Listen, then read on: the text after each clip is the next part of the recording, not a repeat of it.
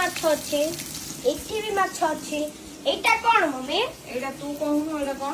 ମୁଁ ଜାଣିନି ବୋଲି ତୁମକୁ ପଚାରୁଛି ପୁରା। ଏଇଟା ହଉଛି ମାଛର ଅଣ୍ଡା ବା ମାଛର ବିହନ।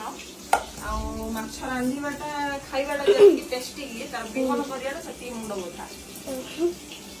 ଆକୁ ସମସ୍ତେ ତରକାରୀ କରନ୍ତି କିନ୍ତୁ ମୁଁ ଅଲଗା ଟାଇପର କରିବି, ସେଟା ଲାଷ୍ଟରେ ଦେଖେଇବି ହେଲା।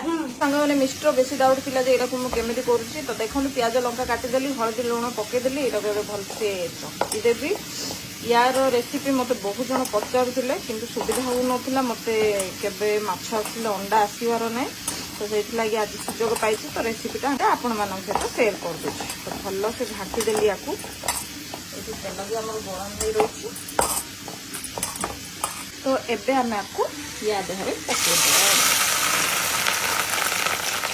ଆକୁ ବେଶୀ କିଛି କରିବାକୁ ପଡ଼େନି, ଖାଲି ଫ୍ଲେମ୍ଟା ହାଇ କରିକି ଆକୁ ବସ୍ ଘାଣ୍ଟିବାର ଅଛି।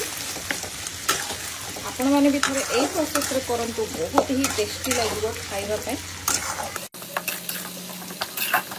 ୟା ପାଇଁ ଟିକେ ଅଧିକା ତେଲ ଲାଗିଥାଏ। ଆଉ ଦେଖନ୍ତୁ ଏଇଟା ଭାଜି ହେଇକି ପୁରା ଆମର ଯେଉଁ କୁକୁଡ଼ା ଅଣ୍ଡା ଭୁଜିଆ ଯେମିତି ହେଇଗଲା, ଏଇଟା ବି ସେମିତି ହେଇଗଲା। ଆପଣମାନେ ଏଇଟାକୁ ଯଦି ଖାଇବେ ବହୁତ ହି ଟେଷ୍ଟି ଲାଗିବ।